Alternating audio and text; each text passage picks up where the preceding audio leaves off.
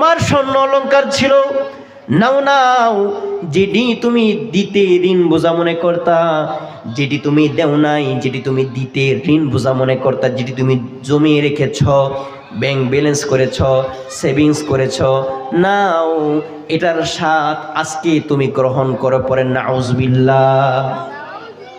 আমরা আজকে bank balance করি না ভাই? ব্যাংক ব্যালেন্স করি, আবার সেভিংসের মধ্যে আমরা স্বর্ণ অলংকারও রাখি। কারণ এটা কি করার জন্য? আমরা পরবর্তীতে ভোগ করে খাওয়ার জন্য। একটিবার কি খেয়াল করেছি, যাদের নিসাব পরিমাণ আমরা মালের মালিক আছি, অর্থাৎ 7.5 ভরি স্বর্ণ, 52.5 তোলা রূপা, 2026 সাল বর্তমানে চলতেছে, আজকে হচ্ছে 23 তারিখ।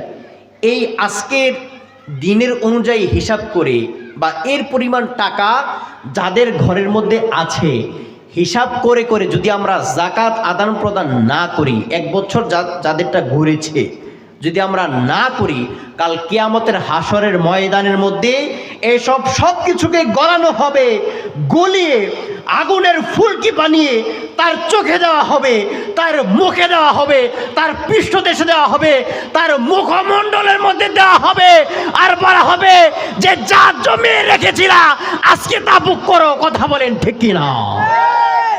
রব্বুল আলামিন তা দিয়ে দিবে। যেটা আপনি জমি আজকে খাইতে চাচ্ছেন, সেটা আপনি দুনিয়ার মধ্যে ভোগ করার কোনো সুযোগ নেই। দেখা যায়, আমরা অনেক দেখেছি আমাদের মাইন্ডসেট আপে, আমাদের দৃষ্টি দিয়ে, বাহ্যিক দৃষ্টি দিয়ে অনেক দেখেছি তো, যে যারা ভোগ করতে চায় তারা ভোগ করতে পারে না, পারে না, পারে না। কথা বলেন ঠিক কিনা? কেন ভোগ করতে পারে না? আপনার যেটা আপনি ভোগ করতে পারবেন, আপনার হক যেটা নয় ওইটা আপনি ভোগ করতে পারবেন না। কথা বলেন ঠিক কিনা? সম্ভব নয়।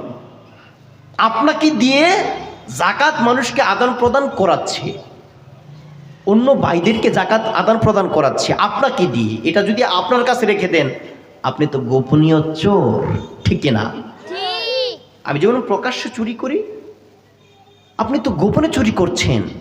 চোর চুরি করে প্রকাশ্যে, আর যারা জাকাত দেয় না তারা অপ্রকাশ্যে চুরি করে রেখে দিচ্ছেন। আমার প্রিয় ভাইয়ের সম্পদগুলো, প্রিয় ভাইয়ের টাকাগুলো আল্লাহর কাছে গিয়ে জবাব দিবেন। রব্বুল আলামিনের হাবিব মুহাম্মদুর রাসূলুল্লাহ সাল্লাল্লাহু আলাইহি ওয়াসাল্লাম মেরাজের রজনীতে জাহান্নামের মধ্যে প্রবেশ করলেন।